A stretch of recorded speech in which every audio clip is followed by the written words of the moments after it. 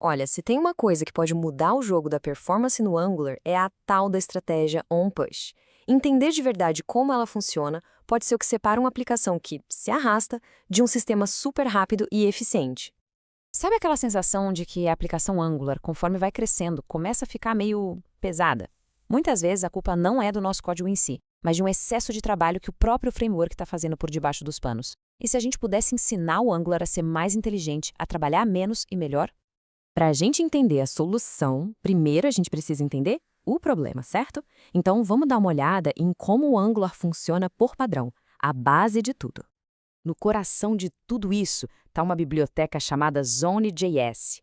Pensa nela como se fosse um vigia. Qualquer coisa assíncrona que acontece na página, um clique de mouse, um timer que dispara, uma resposta de API que chega, o Zone.js está lá, de olho em tudo.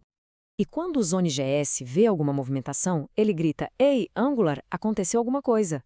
E qual a reação padrão do Angular? Bom, ele checa tudo. Ele varre a árvore de componentes inteira, da raiz até a última folhinha, procurando o que mudou. Não importa onde o evento original aconteceu. E o resultado disso, na prática, é um desperdício enorme de processamento. Imagina só, ter que verificar centenas de componentes só porque um botãozinho lá no rodapé foi clicado. É justamente essa ineficiência que causa muitos problemas de performance em aplicações grandes. E é exatamente aqui que a estratégia OnPush entra para salvar o dia. Ela é a nossa ferramenta para dizer para o Angular: calma aí, amigão, deixa de ser ansioso e vamos trabalhar de um jeito mais focado. A ideia por trás do OnPush é genial de tão simples. Quando a gente ativa essa estratégia num componente, ele basicamente fala para o Angular: olha, pode relaxar, não precisa ficar me checando toda hora. Deixa que eu te aviso quando eu precisar de atenção. Essa analogia da bandeira vermelha é perfeita. Um componente com OnPush fica ali na dele, gerenciando o próprio estado, só quando ele mesmo tem certeza de que algo importante mudou, aí sim ele levanta essa bandeira para chamar a atenção do Angular. E como que a gente levanta essa bandeira no código? É com o método Mark4Check. Ele é o nosso sinalizador manual, a forma de dizer: opa, Angular, algo mudou por aqui. Na sua próxima rodada de verificação, dá uma olhada em mim. Ok, parece fácil, né? Mas para usar o OnPush direito, tem que entender as regras do jogo. É super importante saber quando a gente precisa chamar o Mark4Check e, melhor ainda, saber quando o próprio Angular já faz esse trabalho para a gente. E aqui tem uma pegadinha muito comum, que é confundir Mark4Check com Detect Detects. Pensa assim, Mark4Check é como colocar um post-it no componente dizendo Angular, revisar depois. Já o Detect Detects é parar tudo e fazer a revisão agora, na hora. Para um push, na maioria esmagadora das vezes, a gente quer o post-it, ou seja, Mark4Check. E tem um detalhe que é fundamental. Quando a gente chama o Mark4Check, ele não marca só aquele componente. Ele sobe marcando todos os pais dele até chegar na raiz da aplicação. Por quê? Simples. Se um componente pai no meio do caminho também for um push e não estiver marcado, o Angular simplesmente pularia ele e nunca chegaria no nosso componente que precisa ser atualizado. É um caminho de migalhas de pão para garantir que a verificação aconteça. A parte boa é que a gente não precisa sair chamando o Mark4Check para tudo. O Angular dá uma bela ajuda. Se um evento, tipo um clique, acontece dentro do template do componente, pronto, ele marca sozinho. Se um dos @inputs recebe um objeto com uma referência nova, ele marca também. E se a gente usa o async pipe, que é uma ótima prática, ele também cuida de tudo para a gente.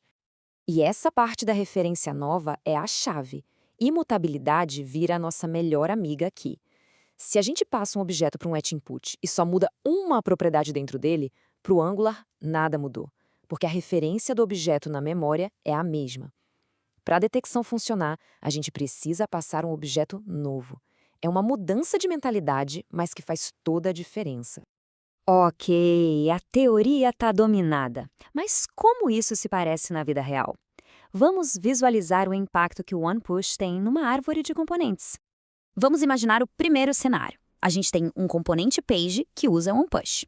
Aí acontece um evento qualquer em outra parte da aplicação que não tem nada a ver com ele. Olha só que interessante. O Angular começa a verificação lá de cima. Passa pelo app, pelo header, pelo footer, que são padrão. Mas quando ele bate no page, ele vê a plaquinha OnPush e pensa: ué, ninguém me sinalizou nada sobre esse cara. E o que ele faz? Pula. Simples assim. Ele ignora completamente o componente page e todos os filhos dele. O ganho de performance já começa aqui. Beleza, agora vamos mudar uma variável na história. O mesmo evento acontece, só que dessa vez ele atualiza a referência de um arroba input do nosso componente page. E agora? Agora o jogo vira. O Angular detecta essa mudança no input e isso automaticamente levanta a bandeira vermelha para o componente page. Então, quando a verificação chega nele, mesmo ele sendo onPush, como ele foi sinalizado, ele entra na dança e é verificado. Perfeito.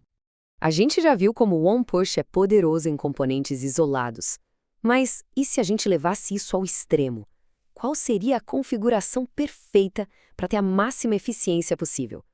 A configuração dos sonhos é essa: usar onPush em todos os componentes. Agora imagina que um evento aconteça lá no fundo dessa árvore, num componente bem específico. E aqui a gente vê a mágica completa. O evento dispara, marca o componente e todos os seus pais até a raiz. Quando o Angular inicia o ciclo, ele olha para a árvore e vê galhos e galhos de componentes que estão limpos, e ele simplesmente os ignora. A verificação segue um caminho cirúrgico, direto ao ponto, atualizando só o que é estritamente necessário. E o que isso significa em números? Olha, é impressionante. Em aplicações grandes, adotar onPush em tudo pode reduzir o número de componentes verificados em mais de 90%. É um salto de performance gigantesco, simplesmente por sermos mais explícitos com o Angular. No fim das contas, fica bem claro, né? Depois de entender como o onPush funciona de verdade, a pergunta muda. Não é mais, será que eu devo usar? Mas sim, o quão mais rápida a minha aplicação pode ficar se eu começar a usar isso agora?